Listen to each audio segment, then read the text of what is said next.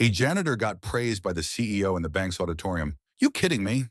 Just one sentence anonymously posted on the internal system at 9:12 and went to be Aram. And the entire office exploded within 15 minutes. Per Nasrnafuri, their first comment, grandstanding. I saw her cleaning the fifth floor bathroom last week. Second, on one I want. Cheap PR stunt. Typical inclusion for show. Third, is she related to the CEO? 16 private messages. One anonymous email sent to the entire branch titled Fake Justice. No need to wait for lunch. Tasha's name, from an invisible employee, became the top topic in every meeting room. Not because she won, but because people couldn't accept that someone like her could win.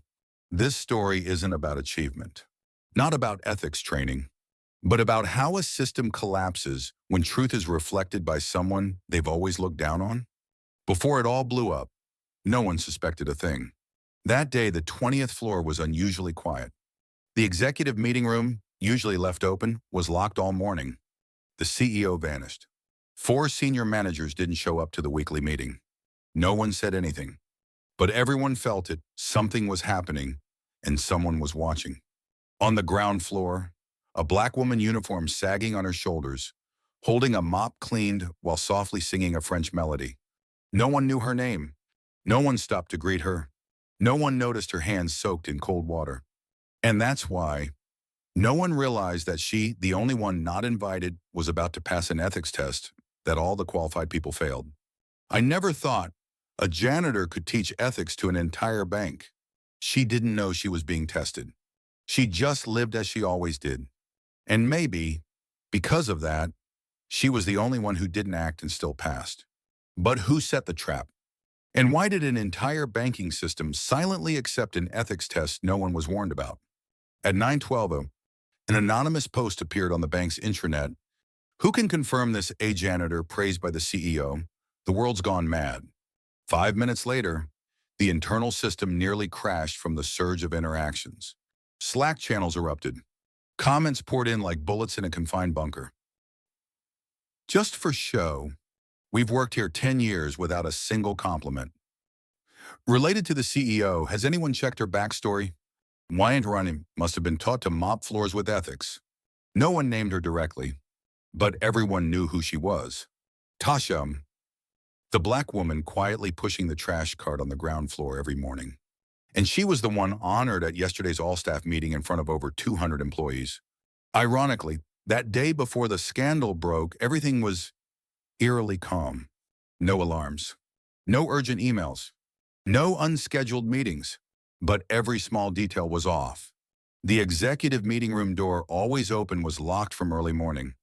The HR deputy director was missing all day, unreachable. A receptionist was told to stay on the phone all shift, not leaving the desk. And the hallway camera system was instructed to temporarily increase storage by the tech department for no clear reason. While everyone quietly watched each other, no one realized they were being put through an unprecedented ethics test in the company's history. Amid all the tension, only one person felt nothing unusual. Tasha, same as every day, folded the mop with bare hands, opened the tech room door with a faulty swipe card, and silently greeted a receptionist who'd just been scolded by her boss. She had no name tag, no system access, no place in the blazing Slack channels. But because of that, she wasn't affected by the artificial atmosphere spreading through the office. She didn't perform. She didn't try to score points in anyone's eyes. She just acted right.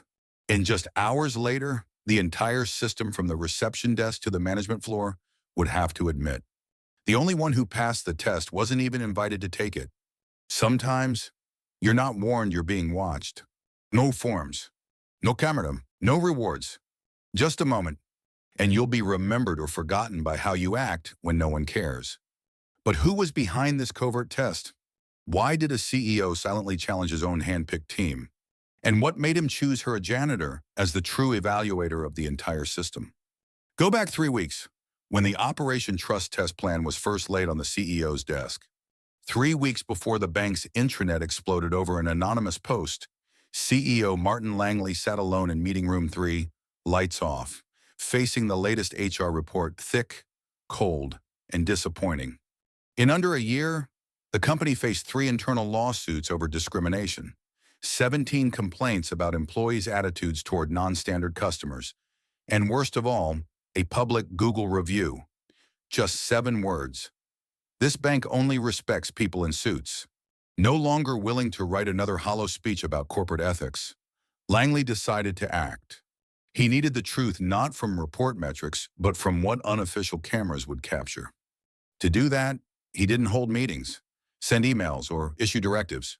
Instead, he summoned a secret group, 2 security guards, a camera technician, a casting director for stunt actors, and a former IT manager who'd quit but still had system access. They called it Operation Trust Test, a covert ethics test no one, not even the board, knew about. Over the next 3 weeks, staged scenarios unfolded quietly, like social traps. Week 1, a fake blind man dropped a wallet in the lobby. A foreign customer speaking French got lost in the main hallway. Week 2, a paper bag with $5,000 was forgotten in the women's restroom on the 3rd floor. An elderly woman struggled at the ATM, unable to recall her password. The final week, a young woman stood trembling at the reception desk, eyes red, repeating, "I need help. Please." The staff's reactions exactly as Langley feared. A teller glanced at the dropped wallet and walked on. A mid-level manager blocked the camera when the elderly woman needed help, saying, "Call your family, I can't handle this." A security guard even nudged the cash bag aside with his foot, then called housekeeping to clean it up. All recorded, clear, with fortgeschwinde, unedited. No excuses.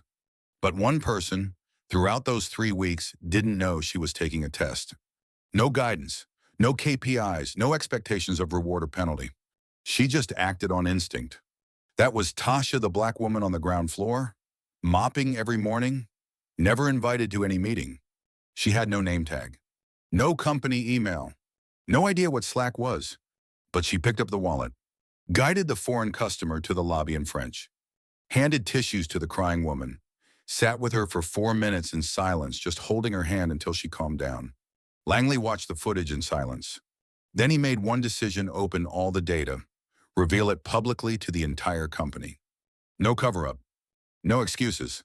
Let everyone see who they were really working with. Because sometimes, ethics can't be measured by checklists or short training sessions. It only shows in moments no one notices. And the truly trustworthy are often the ones the system deemed invisible. And so, at the all-staff meeting the following Monday morning, the bank's director said little. He just played the first video, a short clip from the main lobby camera. The person in it wore no suit, no employee badge.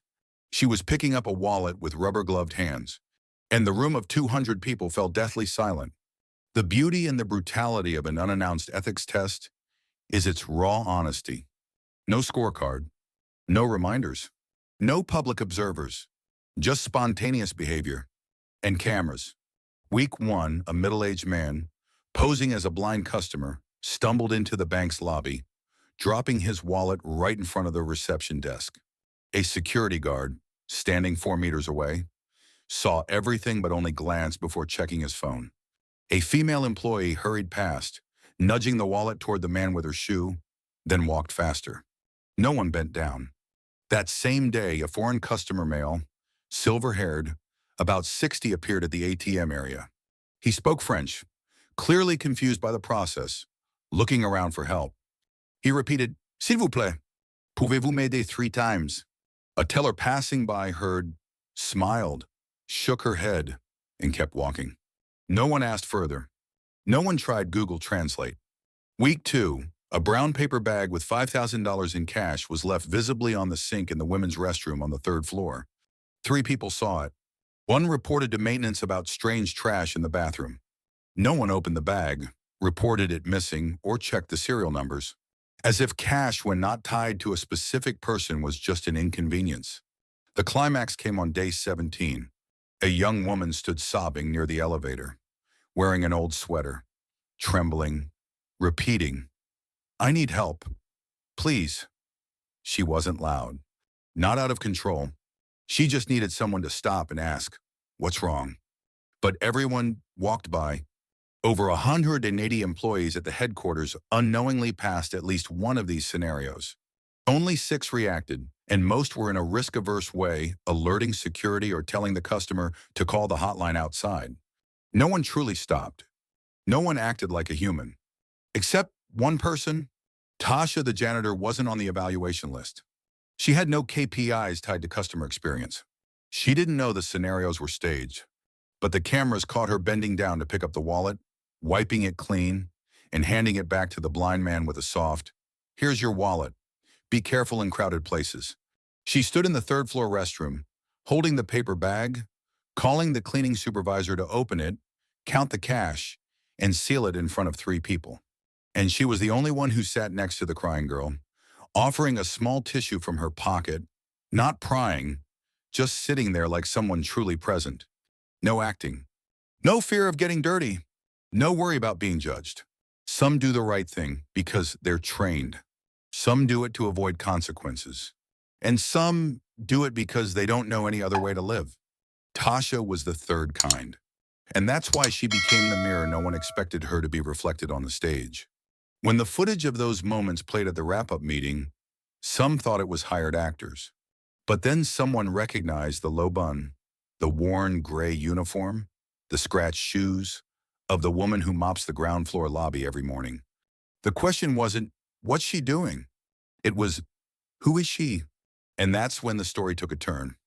When the video showed the woman picking up the wallet, the bank's auditorium froze. Not because of the action, but because that face was so familiar. No one had ever noticed it. A second later, all eyes turned to the back of the room, where Tasha still stood, no suit, no name tag, just holding a worn-handled mop. Who is she?" A whisper, and then a wave of murmurs spread like an electric shock through the office. Tasha Elaine Moore, 46 years old, black, naturally curly hair, 5'6" tall, temporary worker for a contracted cleaning service, not on the bank's payroll. No LinkedIn, no employee profile on the company website, no Christmas party, no company sports events, and definitely never featured in any corporate culture videos. But her past, if anyone bothered to dig, was far from ordinary. 10 years ago, Tasha was a high school social studies teacher in a public school in New Jersey. Students loved her, parents trusted her. She won the Inspire of the Year award in Essex County. But at a parent-teacher meeting, she publicly called out a colleague for forging grant documents to profit off low-income students. The scandal hit the press, but instead of being protected, she was fired for damaging the institution's reputation. The school didn't want the controversy. She became a thorn to remove. From then on, her applications were rejected by over 40 schools. No one wanted a whistleblower with a sensitive record. She had to leave education, taking manual jobs to survive: security guard, dishwasher, warehouse worker, and finally, cleaning at the bank. Tasha never complained. She arrived 15 minutes early for her shift, brought her own cleaning rags, and avoided strong chemical sprays because she hated the chemical smell lingering on others' hands. She learned French while teaching, volunteering at a Haitian refugee camp in 2008. Her volunteer certificate is still tucked in her personal Bible, hidden in her locker. No one at the bank knew. No one ever asked. Sometimes, we don't realize we're standing next to someone who's done more remarkable things than the boss's CV. Not every quiet person is lesser. Not every reserved person is nameless. Some choose silence not because they have nothing to say, but because they know true value doesn't need to be flaunted. And the moment she was honored by the CEO became the spark. Not because she did anything wrong, but because she did so right, it forced the entire system to face itself. But no one likes looking in the mirror, especially when it reflects their pretense. Upstairs, emails started being forwarded quietly. Internal messages read, "She probably knew the script." A chain reaction began, and Tasha became the target. In the 3-week experiment, every scenario was designed with one goal, not just to test skills, but to test character. The question wasn't, do you know what's right? It was, do you do what's right when no one's watching?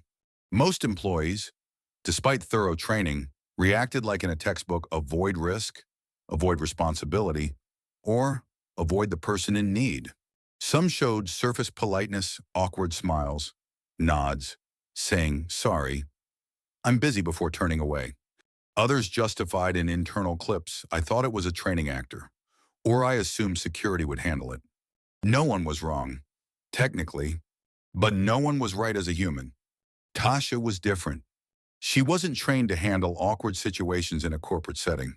She hadn't learned how to engage with dissatisfied customers. No script told her how to respond to a woman crying in the hallway. But she still bent down to pick up the wallet, still patiently guided the elderly customer to the door in French, still handed a tissue to the stranger and sat beside her, not pressing, not asking anything, just being there, like a human truly present. No glancing around to see who was watching. No fear of breaking protocol. No waiting for someone to approve her actions. Because for Tasha, helping wasn't a reflex, it was a habit. Not a performance, but her default way of living. Not an act to be recognized, but because she couldn't live any other way. A day after the video went public, a mid-level manager casually said in the break room, she just got lucky. Happened to be good at those situations. Put her in real pressure and see if she's still ethical. No one countered. But an intern later shared in a private HR conversation, I don't think she was lucky. I think she's just not fake. The truly ethical aren't those who say the right thing in meetings. They're the ones who do the right thing when there's no stage, no spotlight, no scorecard, no HR taking notes. Because real ethics has no audience. Only consequences and courage. And that excessive naturalness became what irritated many. No one likes being reflected by someone they once deemed invisible. And when a janitor started being called an ethical role model, the first anonymous emails began to appear. They didn't say it outright, but they were loaded with insinuations. If helping is a habit, why did she only help when the camera was rolling? No one's that good, like some TV drama.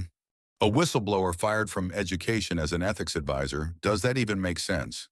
A covert attack began to form, not with actions, but with words, and words are the cruelest weapon in any office. The all-staff meeting that Monday morning was announced with a single line from HR. CEO Langley will share an important update. All employees present at 9 serum, no agenda, quaranam. No attachments. No email subject like positive team building unity. And that's why everyone was buzzing. Rumors spread across departments like a leaked phone call. Some guessed a new round of layoffs. Others suspected the CEO was retiring. But no one expected he'd open the meeting with a video, no effects, no background music, just a clip from the main lobby security camera. A blind man walks in, drops his wallet. A few employees pass by. No one stops. Until a small figure enters from the right side of the frame, bends down, picks up the wallet, then gently touches the man's shoulder and hands it back with both hands. Another clip, an elderly woman struggles at the ATM. Someone in a cleaning uniform approaches, asking in French, Est-ce que je peux vous aider, madame? Another, a paper bag of cash left in the restroom. The cleaner calls security, not touching the bag until someone arrives to seal it. The meeting room was utterly silent. Not a cough. No one touched their phones. Only one name appeared at the end of the clip. Employee code EXT.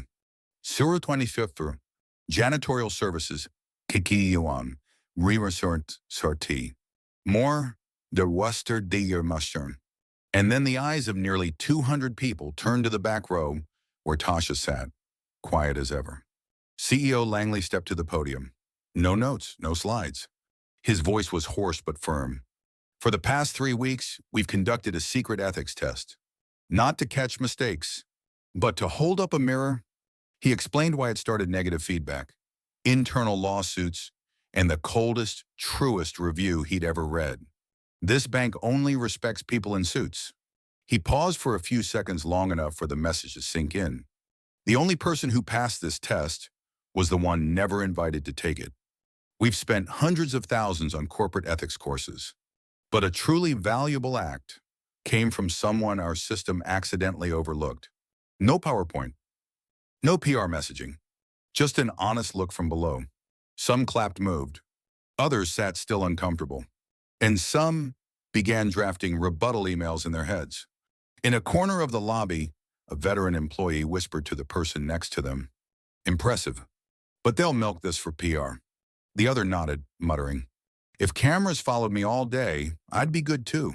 Tasha didn't react, didn't cry, didn't stand. She just nodded slightly as if confused why her normal actions caused such a stir.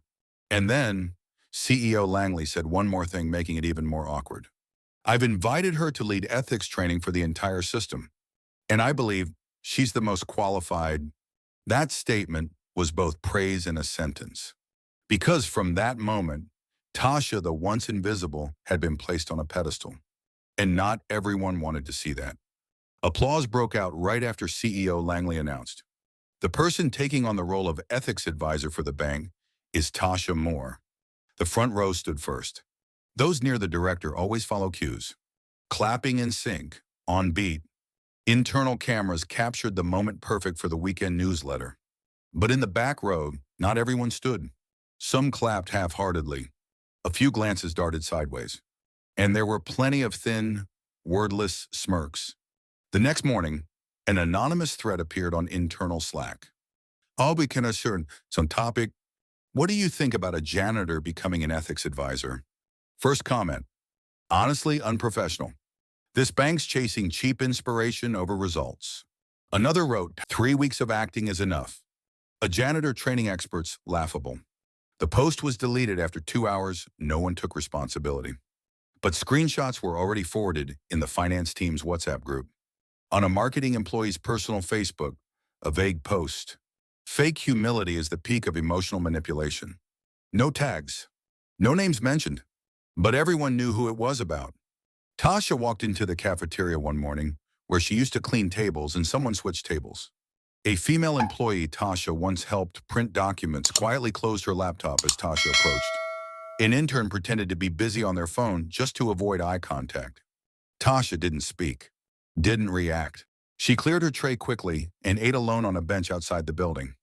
In an office, nothing irks people more than someone outside the system being celebrated by it. No degree, no title, no rising through the ranks, no procedural promotions. Tasha made no administrative sense, but she had something many lost after 5-10 years of work, unconditional sincerity. And that made her dangerous. Unconditional kindness, exposed in a group conditioned by KPIs and expectations, stops being a virtue and becomes a silent accusation.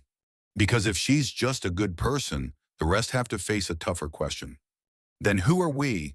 When the CEO formally invited Tasha to lead the first session of the new corporate ethics culture course, she didn't answer immediately. Not because she refused, not out of fear, but because she understood. Being honored is one thing, being accepted entirely another. That afternoon, after the all-staff meeting, Tasha got an odd message from the admin office. CEO Langley invites you to the 21st floor. Executive room 3A. Bring nothing. The 21st floor where she'd never set foot. Not because it was forbidden, but because it was never meant for cleaners. The glass door slid open, and Tasha entered a room with just 2 people, her and Langley.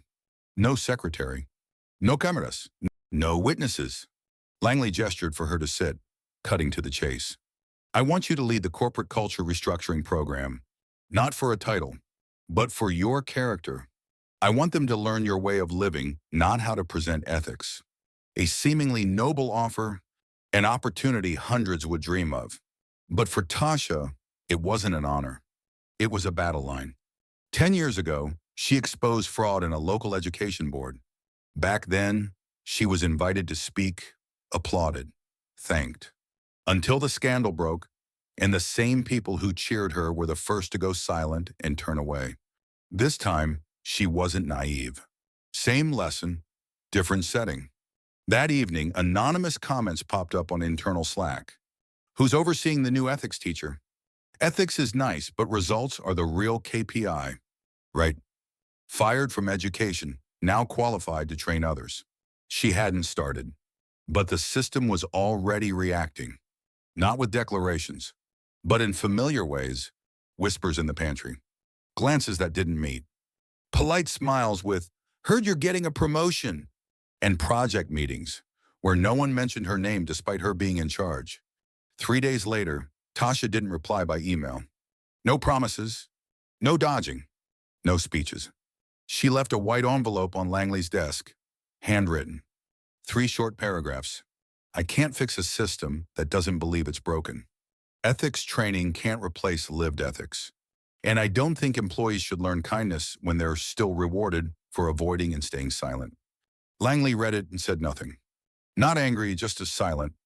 Because he knew she was right. For a decade, the bank spent hundreds of thousands on life values workshops, PowerPoints brimming with pretty words, empathy, equity, integrity.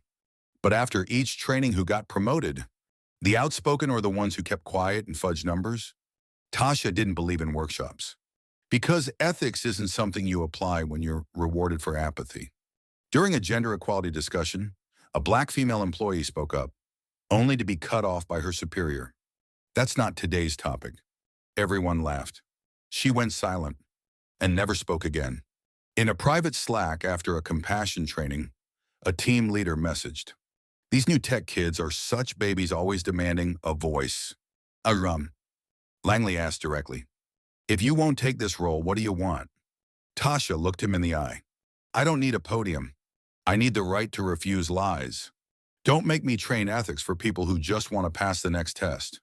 Langley didn't argue. For the first time in years, he couldn't.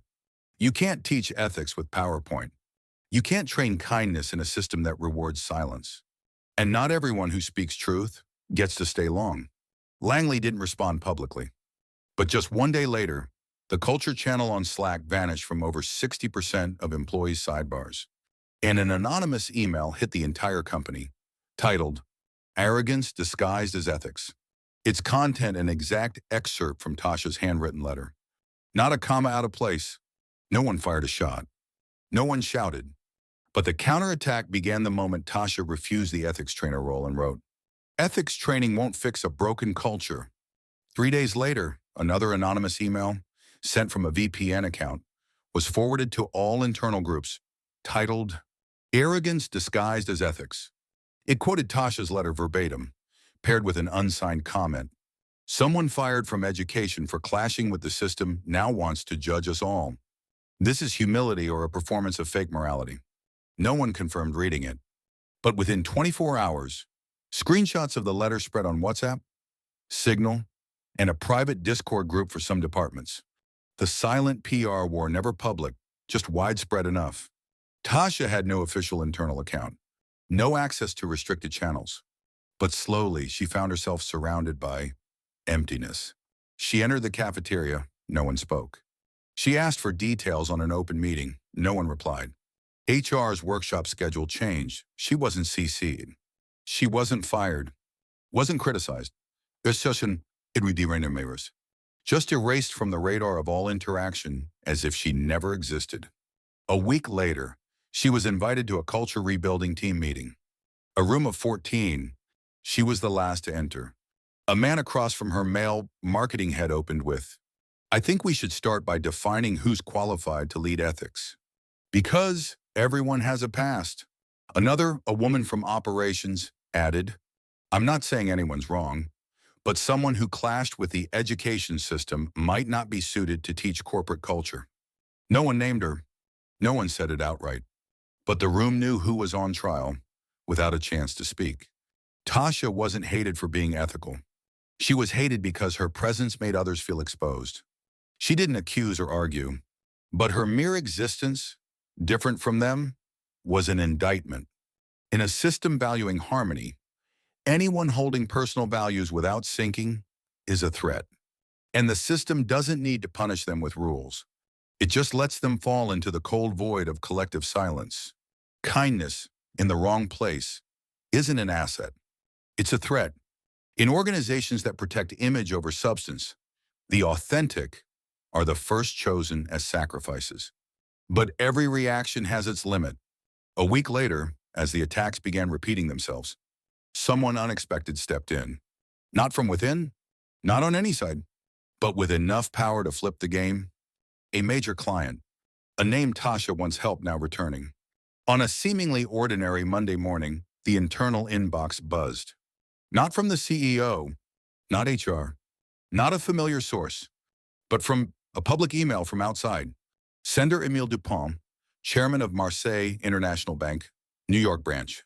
Subject an open note of gratitude and a reminder. The letter went to the entire system from C-suite to interns in English and French. Within 17 minutes, it was on LinkedIn, Reddit, and a Business Insider breaking article. Key excerpt, translated. 2 months ago, I visited your branch to explore partnership opportunities. No one recognized me, and that didn't matter. What I remember is I got lost my wallet, and no one helped except a woman in a cleaning uniform. She didn't ask my name, didn't act scared, didn't look for cameras. She returned my wallet, guided me in French, then quietly went back to mopping as if she never existed. In Paris, I couldn't forget that. It made me realize not technology, strategy, or products make an organization great, but kindness that needs no proof. This week, I plan to sign an $87 million partnership with several firms.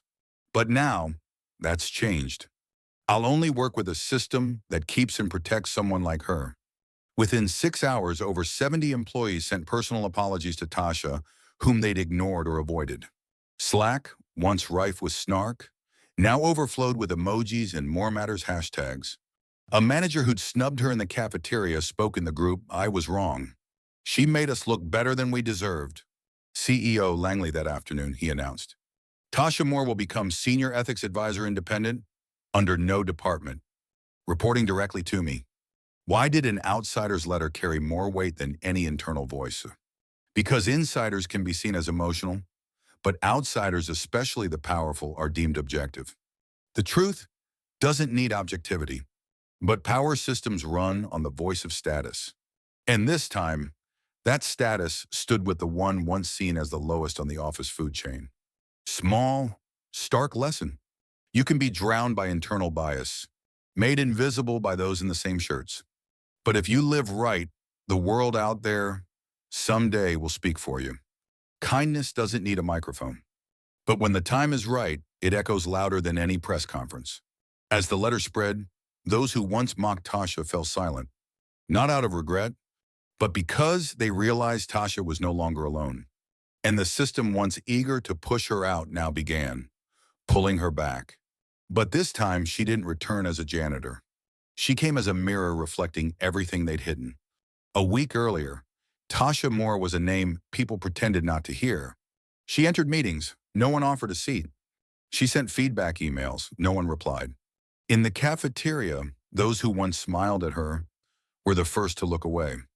But after Émile Dupont's letter after the kind janitor story swept the internal network and exploded on LinkedIn with over 300,000 shares, she suddenly became something everyone wanted to claim. "I always knew you had leadership potential. Our team needs you to inspire us. Can you say a few words at our internal training?" Those who'd stayed silent now flooded her with messages. Departments that ignored her now clamored to collaborate. A manager who'd scoffed at her performative ethics on Slack wrote an internal blog praising, "We ignored her, but she elevated us." A workshop she proposed, Integrity Beyond Metrics, was initially set for 15 attendees.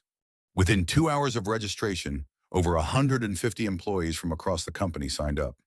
A tech team lead even printed a quote from DuPont's letter and pinned it to the hallway bulletin. "You can't automate kindness."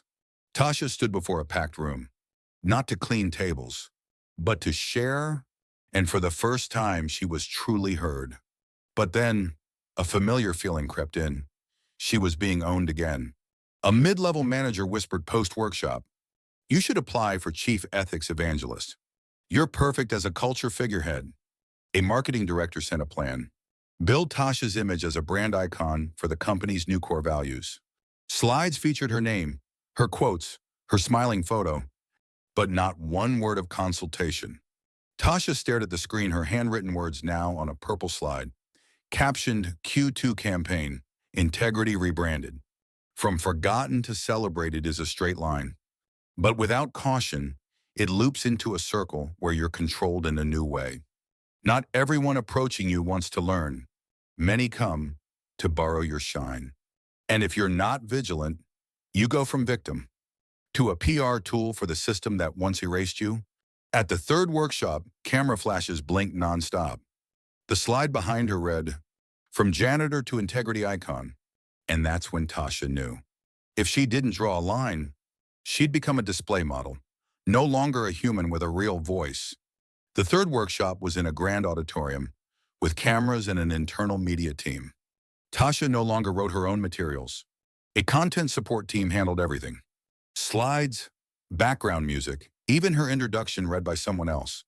The MC took the stage, announcing, "Today, we're here to hear from a living icon, a cultural transformer. From janitor to emblem of integrity Mills. Tasha Moore." The room stood and clapped. But Tasha didn't smile. Because she knew if she misspoke today, they'd call it an unwise moment from the icon. If she refused to speak, they'd label it arrogance or irresponsibility. She was no longer allowed to live as a human. She had become a character for others to use for PR gain. She stepped to the podium, no slides, no script. And for the first time, amid the hum of cameras, she spoke. "I don't want to be an icon for anything. I don't represent ethics. I don't represent kindness. I'm just someone who stayed silent long enough to know that if you don't speak your truth, someone will use your story to build their fake one. I used to mop floors. Now I'm called a culture figure. But I see no difference if the system stays the same. I don't want you to follow me. I want you to ask, why does a system need a new icon instead of fixing itself?" Silence blanketed the auditorium. A few in the front row looked down. The MC froze. The PR manager backstage signaled cut livestream, but too late. The speech was already on YouTube via an employee's side channel. Within 2 hours, over 120,000 shares with a new hashtag. Not your symbol. Most organizations don't want real people. They want a moldable figurehead. Tasha broke the script, refused the role, and that threw the system into disarray because they lost their tool to showcase a reformed culture when the face of it exposed the charade. A manager wrote on LinkedIn, "No one forced her to be an icon. She chose the stage." An intern countered in the comments, "She was invited up, but never allowed to be herself." A photo from the speech, Tasha standing mid-auditorium, no mic, white light in her eyes, became the cover for a Harvard Business Review article. Leadership doesn't need figureheads. It needs truth. You don't need to be anyone's face. You just need the courage to stop others from using your story as their system's mask. An icon can be replaced, but a true voice outlasts any campaign. She thought the speech would end it all, that they'd stop inviting her, and the system would freeze her out again. But she was wrong, because this time, it wasn't just the internet. The banking industry and society began talking about Tasha as someone who wouldn't perform. At first, they thought she was a fleeting rebel, a breeze that would pass, a media blip forgotten after 7 days in stale headlines. But they miscalculated. Because truth, spoken at the right time, in the right place, doesn't just echo, it redefines the space. 3 weeks after her speech refusing to be an icon, everything changed, not for her, but for the system. The bank, which once pegged Tasha as its ethics face, was forced to announce policy changes. Scrapped KPI evaluations tied to personal image engagement, banned using any employee's name or image in branding without written consent, established an independent ethics council with representatives elected by low-level staff, not appointed top-down. At a finance conference in Chicago, the main topic shifted from AI and auditing to, is integrity being manufactured in corporate culture? Tasha Moore, never an MBA, now quoted alongside organizational thinkers like Simon Sinek and Brené Brown. A major insurance CEO reposted her speech with the caption, "She didn't give us a framework. She gave us a mirror." A tech company that held a diversity spotlight week featuring LGBTQ+ employees' images without compensation faced backlash after Tasha's clip went viral. Their CEO posted on LinkedIn, "Tasha Moore reminded us all, representation without respect is exploitation." Tasha didn't build an image, she broke the script. She didn't show up to become someone.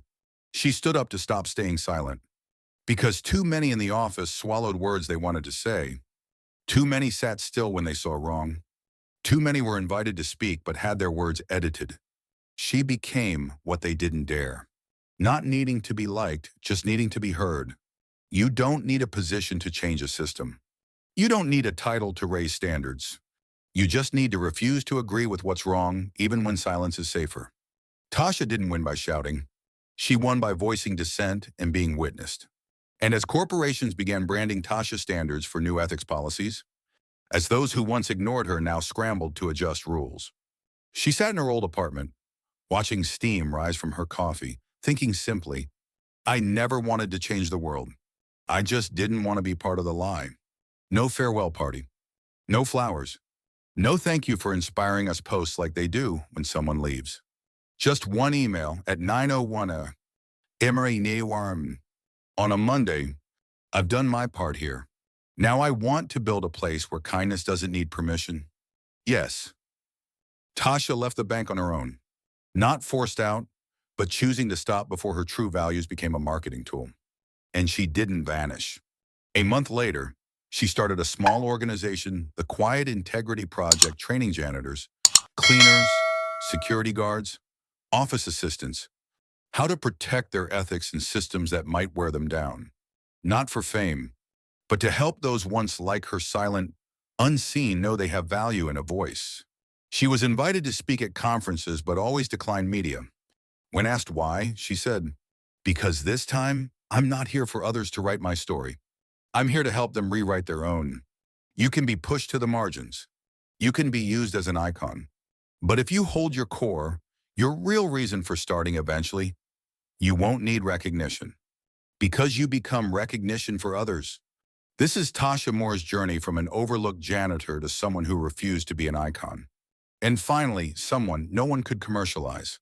If this story deserves to spread, subscribe to Unveiled Wealth, where we share real journeys, real people, and moments when quiet integrity defeats entire systems.